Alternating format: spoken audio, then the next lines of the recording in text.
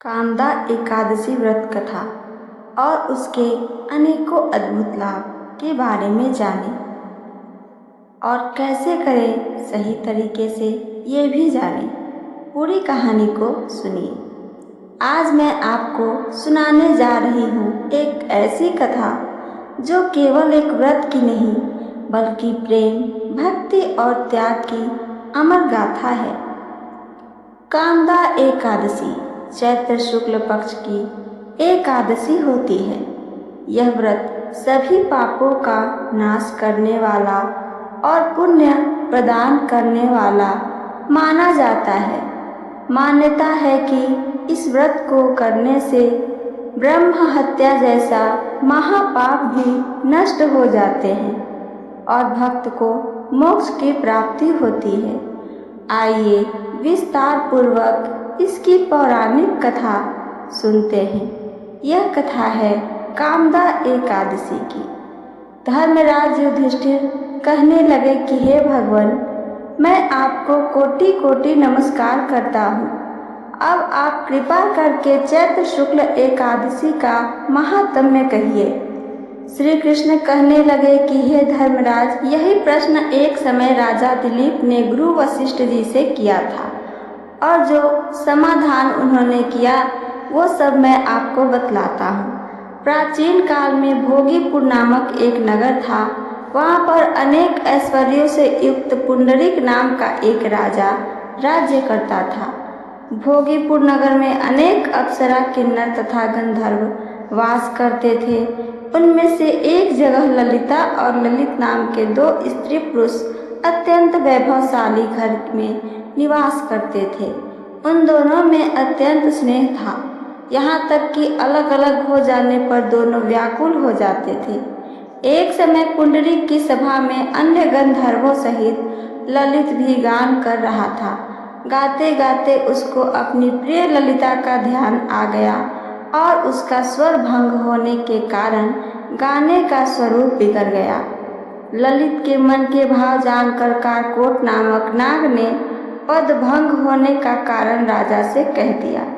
तब पुंडरीक ने क्रोधपूर्वक कहा कि तू मेरे सामने गाता हुआ अपनी स्त्री का स्मरण कर रहा है, अतः तू कच्चा मांस और मनुष्यों को खाने वाला राक्षस बनकर अपने किए कर्म का फल भोग। पुंडरीक के श्राप से ललित उसी क्षण महाकाय विशाल राक्षस हो गया। उसका मुख अत्यंत भयंकर नेत्र सूर्य चंद्रमा की तरह प्रदीप्त तथा मुख से अग्नि निकलने लगी। उसकी नाक पर्वत की कंदरा के समान विशाल हो गई और गर्दन पर्वत के समान लगने लगी। सिर के बाल पर्वतों पर खड़े वृक्षों के समान लगने लगे तथा भुजाएं अत्यंत लंबी हो गई। कुल मिलाकर उसका शरीर 8 योजन के विस्तार में हो गया। इस प्रकार राक्षस होकर वह अनेक प्रकार के दुख भोगने लगा। जब उसकी प्रियतमा ललिता को यह वृत्तांत मालूम हुआ तो उसे अत्यंत दुख हुआ और वह अपने पति के उद्धार का यत्न सोचने लगी। वह राक्षस अनेक प्रकार के घोर दुख सहता हुआ घने वनों में रहने लगा। उसकी स्त्री उसके पीछे पीछे जाती और विलाप करती रहती। एक बार ललिता अपने पति के पीछे घूमती घूमती विंध्याचल पर्वत पर पहुंच गई, जहाँ पर श्रृंगी ऋषि का आश्रम था। ललिता शीघ्र ही श्रृंगी ऋषि के आश्रम में गई और वहाँ जाकर विनीत भाव से प्रार्थना करने लगी। उसे देखकर श्रृंगी ऋषि बोले कि हे सुभगे, तुम कौन हो और यहाँ किस लिए आई हो? ललिता बोली, हे मुने, मेरा नाम ललिता है। मेरा पति राजा पुंडरीक के श्राप से विशालकाय राक्षस हो गया है। इसका मुझको महान दुख है। उसके उद्धार का कोई उपाय बतलाइए। श्रृंगी ऋषि बोले, हे गंधर्व कन्या, अब चैत्र शुक्ल एकादशी आने वाली है, जिसका नाम कामदा एकादशी है। इसका व्रत करने से मनुष्य के सब कार्य सिद्ध होते हैं। यदि तू कामदा एकादशी का व्रत कर उसके पुण्य का फल अपने पति को दे तो वह शीघ्र ही राक्षस योनि से मुक्त हो जाएगा और राजा का श्राप भी अवश्यमेव शांत हो जाएगा। मुनि के ऐसे वचन सुनकर ललिता ने चैत्र शुक्ल एकादशी आने पर उसका व्रत किया और द्वादशी को ब्राह्मणों के सामने अपने व्रत का फल अपने पति को देती हुई भगवान से इस प्रकार प्रार्थना करने लगी, हे प्रभु, मैंने जो व्रत किया है इसका फल मेरे पति देव को प्राप्त हो जाए, जिससे वह राक्षस योनि से मुक्त हो जाए। एकादशी का फल देते ही उसका पति राक्षस योनि से मुक्त होकर अपने पुराने स्वरूप को प्राप्त हुआ। फिर अनेक सुंदर वस्त्राभूषणों से युक्त होकर ललिता के साथ विहार करने लगा।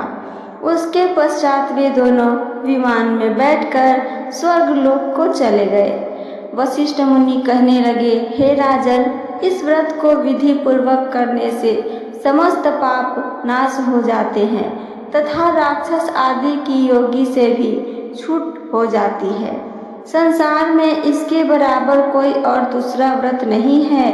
इसकी कथा पढ़ते या सुनने से वाजपेय यज्ञ का फल मिलता है। व्रत का महत्व आइए आगे जानते हैं। भगवान श्री कृष्ण ने युधिष्ठिर को इस व्रत के विषय में बताते हुए कहा, हे राजन, इस व्रत को करने से मनुष्य सभी प्रकार के पापों से मुक्त हो जाता है। यह व्रत सभी मनोकामनाओं को पूर्ण करने वाला है। जो इस व्रत को श्रद्धा पूर्वक करता है वह इस जीवन में सुख और मृत्यु के बाद मोक्ष को प्राप्त कर जाता है। कामदा एकादशी व्रत का विधि आइए जानते हैं। पहला, व्रती को दशमी की रात्रि से संयम रखना चाहिए और एकादशी को प्रातः स्नान करके व्रत का संकल्प लेना चाहिए। दूसरा, भगवान विष्णु का धूप, दीप, पुष्प, तुलसी, फल आदि से पूजन करना चाहिए। तीसरा, दिन भर निराहार रहकर प्रभु का स्मरण करें, भजन कीर्तन करें। चौथा, रात्रि में जागरण करें और अगले दिन द्वादशी को ब्राह्मणों को भोजन कराकर व्रत का पारण करें। तो ये थी मेरी आज की कथा और इससे जुड़ी जानकारियाँ। मेरी कथा और इससे जुड़ी जानकारी आप सबको पसंद आई हो तो चैनल को सब्सक्राइब करके वीडियो को लाइक करना ना भूलें। साथ साथ अपना एक कमेंट करके हमें ज़रूर बताइए। सुनने के लिए धन्यवाद दोस्तों। जय श्री हरि, जय श्री कृष्णा, राधे राधे।